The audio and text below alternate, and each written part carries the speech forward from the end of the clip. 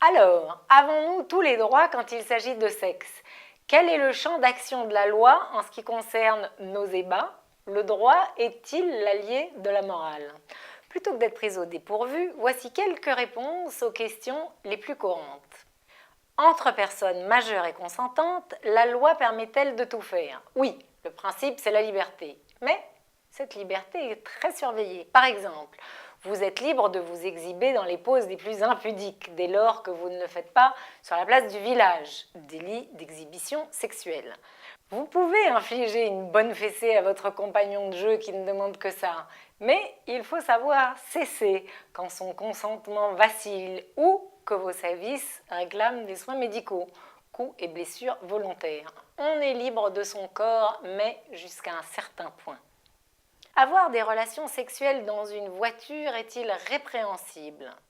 Oui, si c'est à la vue de tous. Non, si vous restez à l'abri des regards et des oreilles qui traînent. Évitez la voiture dès lors qu'on peut vous y voir, peu importe l'endroit.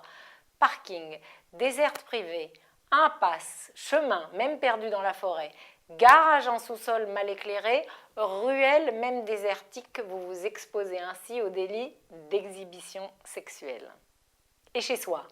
Oui, si l'on peut vous voir, même chez vous, même dans un lieu privé, si vous pouvez être aperçu de l'extérieur par des yeux innocents, ou du moins qui des témoins involontaires, là encore, prenez vos précautions pour ne pas être vu, même nu. La nudité peut être aussi perçue comme une impudeur, et l'on pourrait déduire de votre absence de précaution votre intention de vous exhiber. Si vous aimez faire l'amour en public, choisissez soigneusement les endroits là où les témoins de vos ébats sont consentants. Et chatter, est-ce tromper? Je passe mes nuits sur Internet, est-ce un motif de divorce? Eh bien oui. Attention, un adultère n'est pas forcément une relation charnelle. Si vous passez vos nuits à faire du corps à corps virtuel sur Internet avec des inconnus, en délaissant votre conjoint, il s'agit d'infidélité flirtant avec l'adultère. Un juge peut y voir tout au moins une attitude insultante et injurieuse constituant une faute conduisant au divorce.